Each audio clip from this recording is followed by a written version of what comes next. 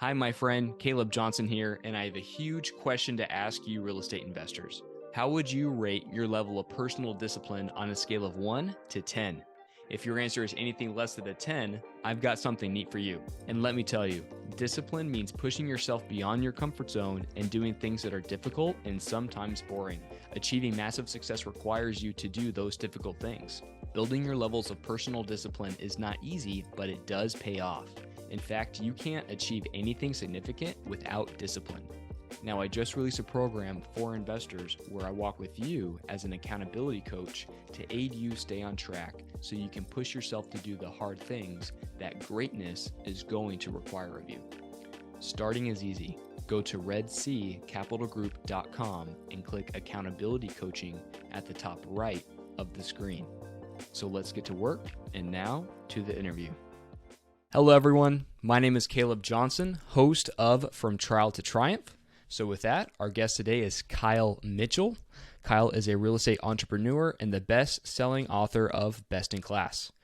He focuses on multifamily syndications and currently holds over $300 million in assets under management. He is the managing partner of Vertical Street Ventures and the Vertical Street Ventures Multifamily Academy, where their mission is to combine high potential assets with best-in-class asset management to deliver forecasted returns while making a positive impact on the community. So Kyle, welcome to the show. Thanks, Caleb, for having me on. I am excited to be here. Awesome, man. I'm really excited to have you, and I appreciate you taking some time out of your busy schedule to be here. So can you go ahead and give our listeners just a quick background story about how you got to where you are today? Yeah, sure. Let's see. Where do we start? So I was originally in the golf business. In the golf business for 21 years, started playing golf when I was 13, fell in love with it. Actually did not go to college, turned pro, played golf for a couple of years, and then that didn't work out, and that's when I got in the golf business. And quickly grew to be a general manager, was in management for about 15, 16 years. And I liken that to property management, but for golf courses versus the property management in apartments that we're in. But I did that for 15 years. I got really burnt out, and it just wasn't something I was passionate about. And really looking back, it wasn't ever a decision I really got to make about what I wanted to do with my life. I just had to find a job after I decided not to play golf, and it happened to be in the golf business. And then I got another promotion. I just never had a chance to really sit back and think about what it is that I wanted to do in life. And, 15, 16 years later, I started thinking about that. So at least I started thinking about it at one point. But I just got burnt out, and then I was looking for something to do, and it took 2 or 3 years really to find where my path eventually led. I had been investing in real estate in single-family homes since 2010, and got my real estate license, tried to start an Amazon store, tried to buy a franchise or start a franchise, buy other businesses, and nothing ever spoke to me. And kind of as a last-ditch effort, I just Googled real estate investing online, and I found an online course for buying apartments. My wife, who was my fiance at the time, and I took that course, and I fell in love with it. I fell in love with the business model because what I had been doing at golf courses is running multi-million-dollar businesses. And this is the same thing, except just in a different industry, which is apartments. So 8 months after I found that course, I left my job, went all in, burned the bridges, cashed out of my 401k, sold my house, went all in, and now I'm a full-time real estate investor. And what we do is we buy value-add multifamily apartments in the Arizona markets, fix them up, make them a better place to live for our residents. And then also we have investors who also invest in these assets with us. Awesome, man. It sounds like you've given that background before. Mm-hmm. You mentioned about being in your profession for about 15 to 16 years, and then kind of realizing that you wanted to do something different. And I was just thinking about people that maybe for the younger generation who is listening to this, and they're 5 years into their career, and they're starting to realize what they're in might not be what they want to do for the rest of their life. And so for those people, right, you did that, you experienced that a little bit farther down the road than 5 years. What would you say to that person that's kind of realizing that now? Yeah, for me, something that I did that I talk about a lot is a fear setting exercise by Tim Ferriss. If you've ever read the 4-Hour Work Week, he has that exercise in that book. And essentially, after you go through it, what you realize is that what you fear is not as bad as it may seem, right? And what I found out is that I'm in the spot that I most fear, which is working in the golf business. That's the last place I wanted to be. And once I figured that out, and that I could get another job in the golf business after I left immediately because I was in my worst nightmare, essentially, is what it came down to. But what I would say is really find something that drives you. I don't know about quitting and then, finding something that drives you. But I did it in the way that I found it while I was working, and I looked for it for 2 or 3 years. I was patient with it. But some things just don't come overnight, but you definitely want to find something that you're passionate about, because if you're just going into work every day, I just think about where you'll be in 20, 30 years. And that alone should motivate you enough to want to find something that you are passionate about, that you want to be doing. And when I first got in the golf business, it was something that I wanted to be doing. I loved playing golf. I loved being around the golf course. I loved working with the people that I worked with, etc. But after a while, it just was not something that I wanted to do and was passionate about anymore. And that's fine. I know people that have had 5, 6, 7 different careers, and at one point they were passionate about it and were very successful and just moved on. So I knew that that was the end of my time in that business, and I looked and worked hard to find something else, and now I'm extremely passionate about what I do and love it every day. And being an entrepreneur is also something that's great, because no day is the same, and you can pivot. And our business is very diverse, meaning I don't have to do just one thing, and we can turn our company into much, much more, which is exciting. Mm-hmm. That's awesome. And I do want to, I'm an entrepreneur as well, and I love it. I've had a W-2 job before for several years, and it just wasn't my cup of tea. However, there are people that they would rather have that security compared to the risk that being an entrepreneur kind of brings. So, and those, we need people like that, doctors and policemen. And so if you are in that profession, that's okay, as long as that is where you want to be. Now, if you're miserable and you're working 80 hours a week, and you realize you might want to change, then it might be time for a change. But Kyle, I want to go ahead and ask you, I love what you said about Tim Ferriss and going through that fear exercise. Now, I'm just curious for where you are in your business today, obviously much farther down the road than you were, a couple years ago. What is something that you fear now, and something you're kind of working through and overcoming? Yeah, great question. There's always something that you fear, whether, right now I'm launching a book, and that means I have to go on more speaking engagements and try and get on stage. And that's something that, I have fear over. And so it's just working through that. And the more you do something, the more the fear goes away. And the more educated you are about something, the more that goes away. So, as far as real estate investing, right now we're heading into a recession. So there's going to be some fears in general about what the market's going to do, how long it's going to last. And so the way I get through that fear, aside from doing a fear setting exercise, is really educating myself. Because I think what I find is the more I educate myself on something, the less fear I have. You mentioned earlier that we might be headed into a recession. What are some indicators that stand out to you that kind of tell you that we're headed that way? Yeah, it's just the Fed's been hiking interest rates for the last 8 to 9 months now, and as that comes, inflation is going to slow down. You're going to see some job losses. And it's just part of the market cycle is what it is, right? The economy goes in cycles, ups and downs, and we've been on a up for a very long time. And I think, a recession is not something to be scared of. It's just being prepared for and educating yourself on what happens. And it depends on what industry that you're in as well. And every market's going to react a little bit differently than another one, right? New York is going to act differently than Arizona, than Texas, than Florida, based on the industry that you're in and the market that you're in. And so, again, it's about educating yourself and being able to be knowledgeable enough to take advantage of the opportunities that are going to come in a recession versus being afraid of them and allowing that to consume you. Mm-hmm. Mm-hmm.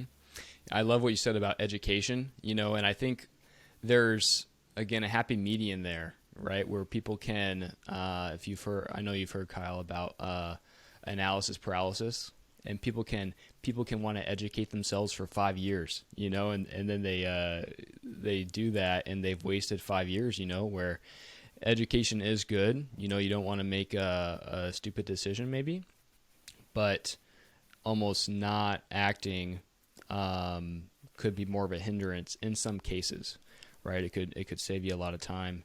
And I think kind of going back to that fear piece, obviously I love your philosophy with fear, and so many people don't have that and they allow that fear to paralyze them.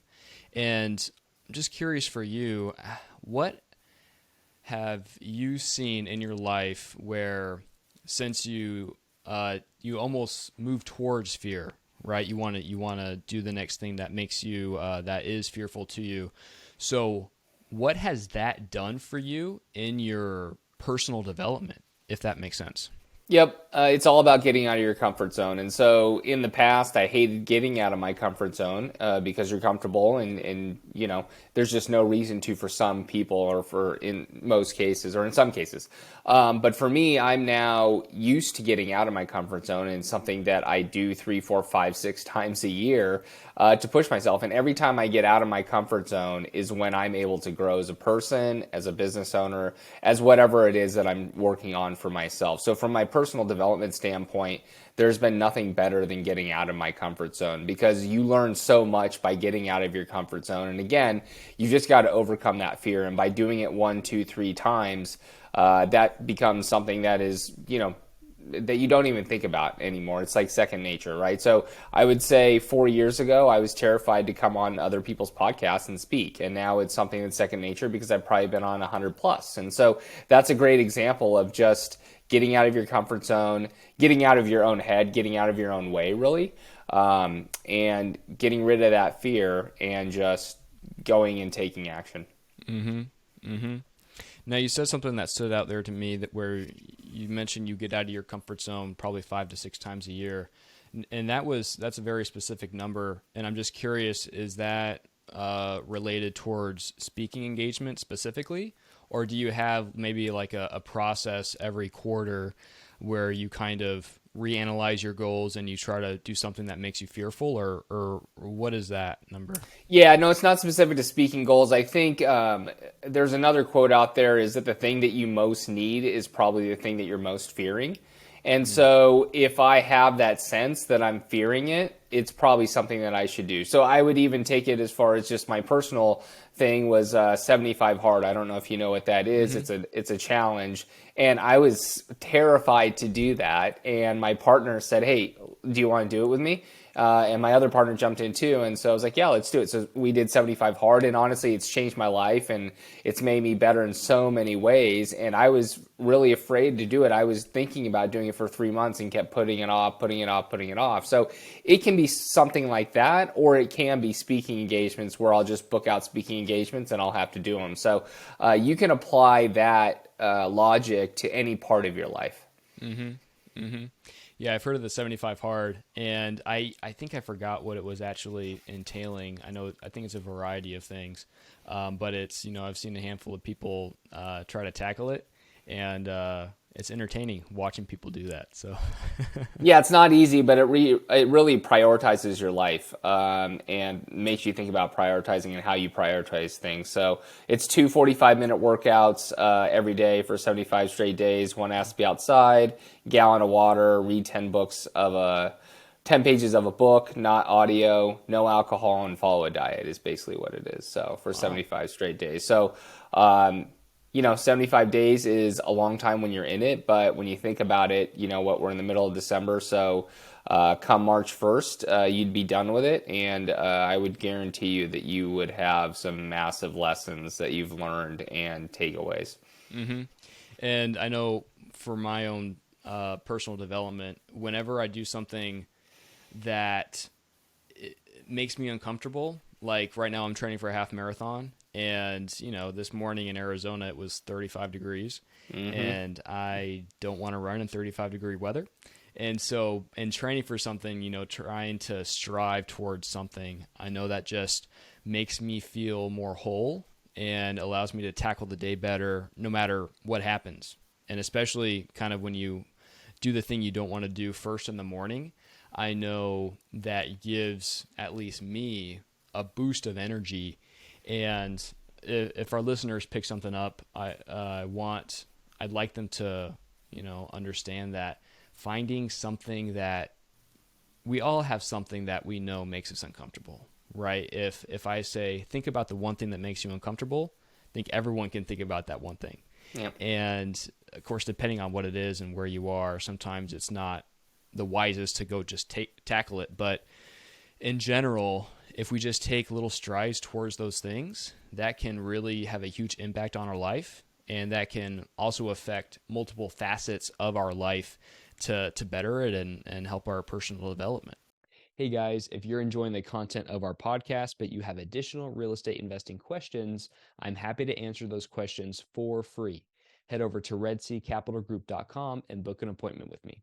Not only am I the host of the show, but I am actively buying and already own properties across the U.S. So feel free to schedule a time that works best for you. Visit redseacapitalgroup.com to book your appointment today. Your extensive background in the golf business, and I'm specifically talking about the management side of things, how have, what's been the most important, maybe one or two things that you took from that side of your career and have implemented it into what you do today? Yeah, so, I manage the day-to-day operations of a golf course, and there's a lot of moving pieces, just like there is in the apartment industry, and it comes down to a couple things, but, it's all about the people. I mean, you've got to hire great people, and then you've got to train them, right? Because if you don't train them, then they don't know what to do, but you've got to also make sure they're in the right seat. So I would say that's number one, is the people that you hire and bring onto your team, and then what is kind of your culture and your true mission? There's a lot of companies out there that tell us what their mission is, but really don't back that up by the actions of their day-to-day operations or business. And I think that's really important to communicate to the people that you hire so that they're clear on what the goal is for the company and the execution of it. So I'm an operations-minded person, which is why, Best in Class is about asset management and day-to-day operations essentially. But it really comes down to the people and then the systems and processes. Mm-hmm. And I'm just curious, hypothetically, what has been an outcome that maybe you've seen or in your own experience or maybe someone else's experience that when the processes and systems weren't implemented and that training for the personnel wasn't really done properly, what do you see happen as the outcome in those businesses? Yeah, you're being reactive versus proactive, right? And every day is a fire drill. You're putting out fires instead of being able to work on the business and drive the business forward, which is a problem. If you're always putting out fires, the fires are going to continue to come. So that's being reactive and letting the business come to you, or you've got to go to the business. You've got to lead the business. You got to look forward. You got to look outward on where the business is going and execute. So, pretty simple. Being proactive versus reactive is really important. Mm-hmm. And I know, for example, kind of where I'm in my life is, I had a car accident a couple weeks ago. And so I am searching for another vehicle, but I'm kind of on a timeline. I have about 7 days to find another vehicle. And so, almost kind of similar to how you said it's reactive, if I had a month to shop, get pre qualified, do all this research, I would be much more at advantage compared to a week, right? Now I have 6 days. And so I love what you said there, Kyle, where that applies to business, right? If you're always reacting to things, I can easily see that turning into a snowball effect. And, that's going to be very stressful, and I'm sure that's going to impact your family and at home and your, physical well-being. And so that could just really deteriorate quick whenever you are reacting to things compared to being proactive.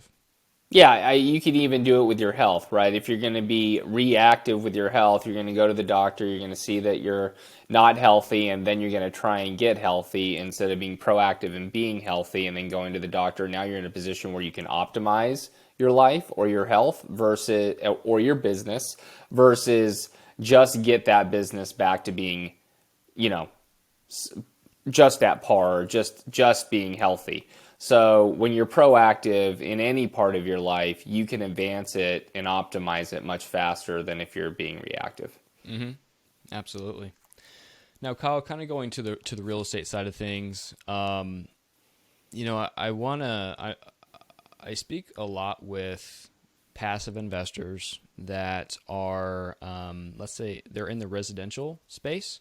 And so they've had a couple rentals and they're looking to become more passive. And for people that, let's say, you could get on 50 distribution lists and look at a whole lot of sponsors, and they all look great, right? They're all showing you their best side of the face, and it's all rosy until, let's say, 12 months after you invest, and then there's a capital call. So on the front end of that, whenever someone is looking at a sponsor to work with them, I guess my question to you would be, how do you vet a sponsor correctly?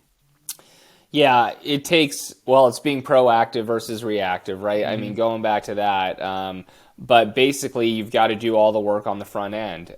You've got to get to know them, build a relationship, but it's kind of like anything else too. You just do your research, you ask for referrals, you talk to other people who have invested with them. You sit down and get to know the person. It's also getting to know what their true values are, right? Are they really in it for you, or are they in it for themselves? But you can tell a lot by doing just a little bit of research on a person and then talking to other people who have invested with them. Right now, like I said, we're about to go through a downturn. Has anyone been through a downturn before? Has the sponsor only been through good times? What have they done in bad times? So it's important to also ask tough questions that they should be able to answer. And maybe they don't have the answer that you want, but if they're transparent with you and they're open and honest, I think that goes a long ways.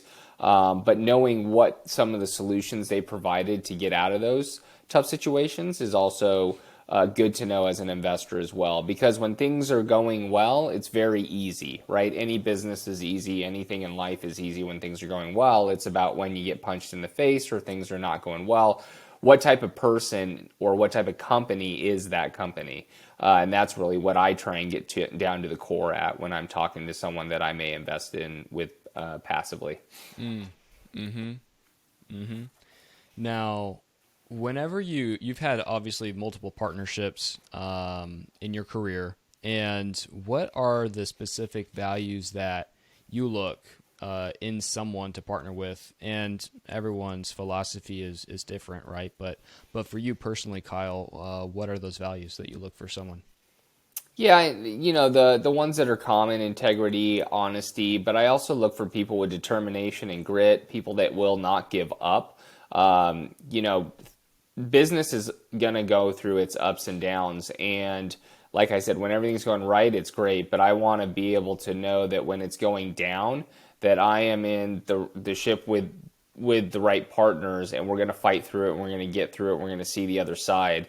And that's really important as well. But also what are their long-term goals is something that is extremely important, because maybe short-term our goals are to build a company and buy multifamily for the next 3 to 5 years, but what are your 10, 15, 20-year goals? Because those also need to be in alignment, or we have to have an agreement that we're both okay with that, right? Because maybe someone wants to retire after 5 years and someone wants to keep this business going and growing for 20 years and scale it. And those are two things that are, there's nothing wrong with either one of those, but they have different actions that need to take place during those 5, 10, 15 years in order for them to be successful. So full alignment and transparency with the partners is really important as well. So taking time to get to understand them for the long term, not just the short term. That's really good. And, Kyle, I think we're going to start wrapping things down here, but I'll go ahead and ask you the final 3 questions. And the first being, if you could recommend a book to our listeners, what would that be?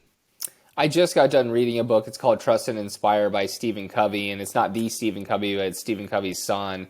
And I thought it was really great, and it's a book on leadership and how leadership is changing in today's workforce and business arena. And I thought it was really great, and it applied to a lot of things that we're doing in our company as well. So I would definitely highly suggest that. Now, Kyle, if people want to learn more about you and your background and maybe your company now, where's the best place for them to do that at?